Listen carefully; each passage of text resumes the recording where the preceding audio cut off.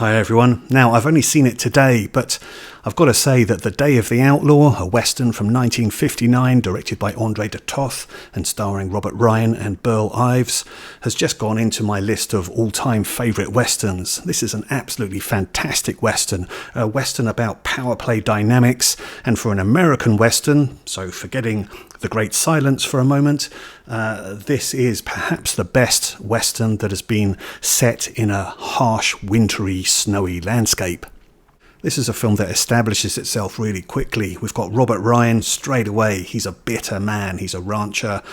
He's got a lot of experience behind him in terms of having dealt with his cattle, but also working the land, dealing with outlaws, dealing with criminals, using his toughness to kind of take command, take control. But he's now having to deal with homesteaders who have moved into the town of Bitters, and they've been given access to land, and it's their entitlement, and they now want to use barbed wire to be able to actually mark out their property in their territory. And straight away, actually, that brought to mind the recent Western series 1883, written by Taylor Sheridan. And Taylor Sheridan actually appears in that series as a character who talks about the arrival of barbed wire and how that's really going to change the land and affect the freedom that all the cowboys and ranchers had before then. So in a way, Robert Ryan's character represents the past because he's reluctant to accept the change that's going to happen with this land segmentation, and it's a land that he has fought hard for, and it has made him a hard man, it's made him a bitter man. On top of that, he has an attraction for a married woman, and this married woman is not going to give up her husband for him, so that adds to his bitterness. The husband, although historically not a violent man, is a man who nonetheless senses his entitlements to be able to be there and to live freely with his wife on his land, and he's prepared to fight for that and stick up for his rights. So straight away we've got some conflict and power dynamics between these people. But then on top of that, we get the arrival of a former cavalry officer and his mean-spirited bunch of outlaws. And this cavalry officer, played by Burl Ives, he was, as we understand it, involved in a Mormon massacre and then stole army pay and is looking to make an escape. And in a way, I think his character represents the future because he's looking to make an escape from this army and cavalry life and the terrible things that occurred there, and hoping that with gold and money he can make a future for himself elsewhere. And his character has a certain moral compass. He's able to lead his men by discipline and prevent them from doing things that they would otherwise want to do. And that brings us to the men that the cavalry officer has brought along with him, quite a mean-spirited bunch of outlaws. And I think that they kind of represent the present, because whilst they've been involved with the cavalry officer in terms of his past and the terrible goings-on there in the army and the massacre, and whilst they are being led by him towards this future destination where they may be able to live and spend their gold, really their concern now is just wanting to enjoy now. They want to drink, they want to party with women, and they want to enjoy themselves now. They've had enough of being directed. And so again, we have this conflict all going on. So we've got all these characters representing past, present, future, if you like, and they are all in conflict, and there's all these tensions that are going to build.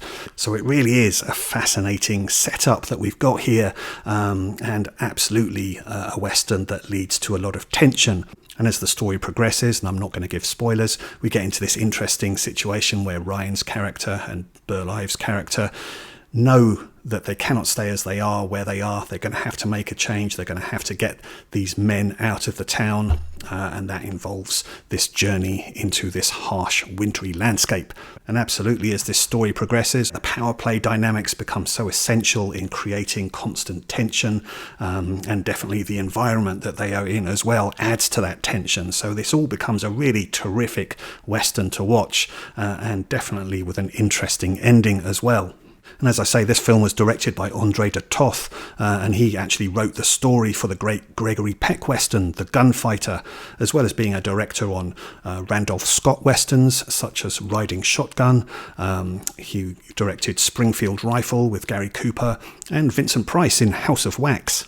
The screenplay on this is by a really talented scriptwriter, Philip Yordan, and it's a fantastic script. But yeah, he's worked on loads of great movies in the past, including Detective Story, The Big Combo, The Man from Laramie, The Bravados, and a few epics as well, such as El Cid and King of Kings.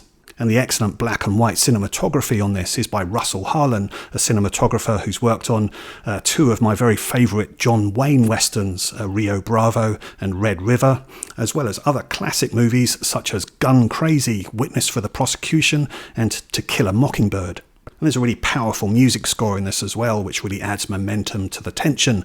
And that's composed by Alexander Courage, or Sandy Courage. What's he been involved with? Well, perhaps just a little theme, the Star Trek theme. You might have heard of it. So yeah, absolutely, Day of the Outlaw is a fantastic western, definitely a classic, and I'm so pleased I've now finally seen it. It seems crazy to me that I haven't seen it before now.